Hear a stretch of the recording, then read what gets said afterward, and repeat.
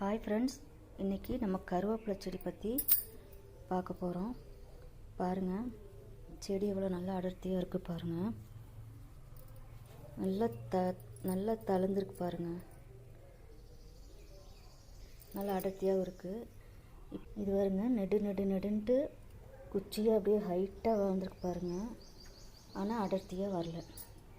அப்போ நான் என்ன பண்ணேன் பார்த்தீங்களா, இந்த மாதிரி தான் செடி இந்த கருவேப்பிலை செடி இப்படி தான் இருந்துச்சு. நெடுன்னு ஒரே குச்சியாக வளர்ந்துருந்துச்சு. இப்போ இந்த பக்கம் பாருங்கள், நான் உடச்சி விட்டேங்க. இது பாருங்க, நல்லா உடச்சி விட்டதுனால இப்போ இந்த பக்கம் பாருங்கள், இங்கே ஒரு கிளை, இங்கே ஒரு கிளை, இங்கே ஒரு கிளை வந்துருக்கு பாருங்கள். இந்த சுருக்கிளை நல்லா அடர்த்தி வந்திருக்கு. இதுக்கு நல்லா இந்த வாழைப்பழத்தோல், வெங்காயத்தோல், இந்த மாதிரி இதில் இப்போ நீங்கள் போட்டு இந்த பக்கம் மண்ணை மூடிடலாம். அதே உரம் போதும் உங்களுக்கு, வேறு எந்த உரமும் வேண்டாம். அரிசி தண்ணி, பருப்பு தண்ணி இந்த மாதிரிலாம் ஊற்றினாலே போதும். தண்ணி ரொம்ப ஊற்ற வேண்டியதில்லை. வெயில் அந்தளவுக்கு படணுன்ட்டு இல்லை. நல்லா கருவேப்பிலை செடி வரும்.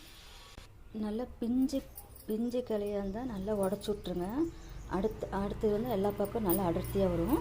இப்போ திக்னஸ் அதிகமாக இருந்தால் நம்ம உடச்சி விட வேண்டாம். இந்த கத்திரியால் நம்ம கட் பண்ணிடலாம். பாருங்கள், எந்த அளவு ஹைட்டாக இருந்துச்சு.